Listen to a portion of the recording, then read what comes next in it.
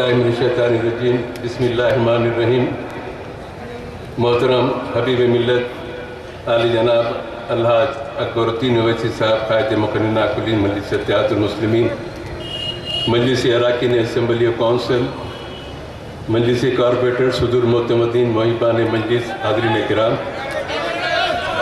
اللہ تعالیٰ کا فضل کرم ہے کہ آج ہم احیاء مجلس کے 58 سال کی تکمیل کی مسرت میں یہاں پر مل کے یہاں جمع ہیں اور رسم پرچم کشائی کی تقریب میں شریک ہے۔ میں صرف اتنا عرض کروں گا کہ آج مجلس اتحاد المسلمین کی جو کچھ ترقی ہے، جو کچھ کامیابی ہے، وہ صرف حضرت فخر ملت عبدالواحد اویسی رحمۃ اللہ علیہ اور حضرت سالار ملت سلطان صلاح الدین اویسی رحمۃ اللہ علیہ کی محنتوں کا نتیجہ ہے۔ اس دور میں جبکہ کچھ بھی اسباب نہیں تھے، کوئی وسائل نہیں تھے، صرف اللہ کے اوپر بھروسہ کرتے ہوئے بے سر و سامانی کے عالم میں ملت کے اتحاد کو اور ملت کو ایک مرکز سیاسی پہ لانے کے کام کا آغاز کیا تھا۔ اللہ تعالیٰ نے اس کام میں کامیابی دی اور دن بدن اس میں اس تنظیم کو وسعت ملتی گئی اور ہر طرف مجلس اتحاد المسلمین پھیلتے گئی۔ حضرت فخر ملت علیہ رحمہ نے 11 مہینے جیل کی صحبتوں کو برداشت کیا اور اس کے بعد تمام مسلمانوں میں کلمے کی بنیاد پر اتحاد کا نعرہ دیا اور ایک عظیم کارنامہ یہ انجام دیا کہ یہ جو اس مقام پہ آج ہم آپ کھڑے ہیں، دارالسلام جو حکومت کی کسٹڈی میں تھا، اس مقدمے میں حضرت فخر ملت نے خود بحیثیت قانون داں اس میں پیروی کر کے دارالسلام کو حکومت سے حاصل کیا۔ بہت سارے فریقین تھے لیکن فخر ملت کی 11 سالہ قانونی جد و جہد رنگ لائی اور مجلس اتحاد المسلمین کو کامیابی ملی اور یہ کھنڈیر کی حالت میں تھا۔ حیدرآباد کے ایک فائر بریگیڈ کا کنٹرول روم تھا دارالسلام میں اور کھنڈیر کی حالت میں تھا، لیکن فخر ملت کی اس عظیم کامیابی کے بعد مرکز سیاسی کی ترقی ہوئی اور مرکز سیاسی کو استحکام ملا۔ آج اللہ کے فضل و کرم سے ہندوستان میں کسی بھی سیاسی جماعت کا اتنا بڑا دفتر نہیں ہے جو کلین مجلس اتحاد المسلمین کا ہے۔ فخر ملت کے بے شمار کارناموں میں صرف یہ 3 کاموں کو میں نہایت ہی اس کا ذکر کرتا ہوں، اس کو قدر کی نگاہ سے دیکھتا ہوں، لوگ بھی اس کے متعارف ہیں کہ مسلمانوں میں اتحاد پیدا کرنے کا کارنامہ حضرت فخر ملت کا، مسلمانوں کے مرکز کو قانونی جد و جہد سے حاصل کرنے کا کارنامہ حضرت فخر ملت کا، اور مسلمانوں کے اندر مسلمانوں کی دل و دماغ پہ بیٹھے ہوئے خوف کے پیروں کو ہٹانے کا عظیم کارنامہ حضرت فخر ملت علیہ رحمہ کا تھا۔ دور صدارت فخر ملت کی 18 سال کی اور پھر سالار ملت سلطان صلاح الدین اویسی رحمۃ اللہ علیہ کی دور صدارت کے 33 سال، جنہوں نے دارالسلام کو ترقیاتی کام کے ذریعے تعلیمی اداروں کو قائم کیا، بینک کو قائم کیا،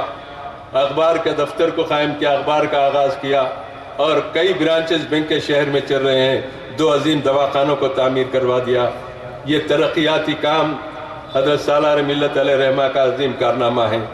حکومتوں پر تنقید کرنا، بے باکی کے ذریعے اظہار حق کا فرض ادا کرنا مجلس اتحاد المسلمین کا مقصد ضرور ہے، لیکن اپنے طور پر بھی جد و جہد کرتے ہوئے اپنے دارالسلام کو مستحکم کرنا مجلس اتحاد المسلمین کے عظیم کارناموں میں شامل ہے۔ حضرت نقیب ملت ہو کہ حضرت حبیب ملت جناب اکبر الدین اویسی صاحب ایوان اسمبلی اور پارلیمنٹ میں اپنی بے باکانہ نمائندگی سے آج دنیا کو چونکا دیے ہیں۔ اتر پردیش کا نوجوان حیرت کا اظہار کر کے کہتا ہے کہ ہم نے کئی M L A M P کو دیکھا لیکن اس طرح کی بات کرنے والے ہم نے کسی کو نہیں دیکھا۔ یہ بے باکی، یہ نڈر پن، یہ بے خوف ہو کر بات کرنے کا جو انداز نقیب ملت اور حبیب ملت میں ہے، نوجوان کہتے ہیں کہ آج تک ہم کسی سیاسی لیڈر کو نہیں دیکھے۔ یقیناً سالار ملت کی آغوش میں تربیت پانے والے یہ قائدین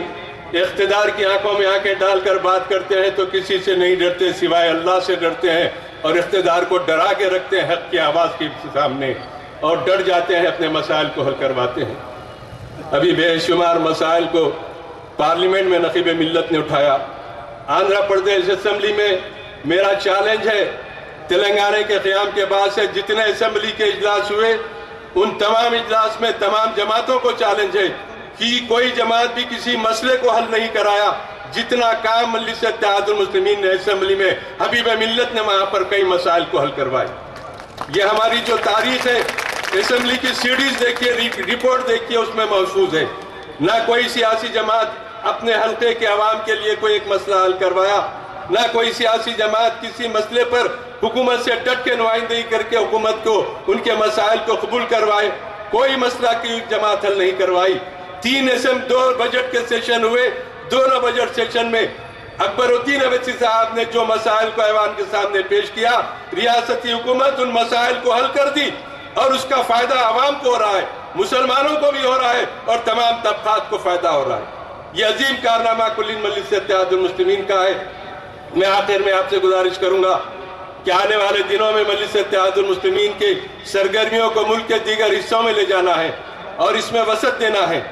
آپ اپنے مقام پر متحد رہیے, اپنی جماعت کو مستحکم کیجیے.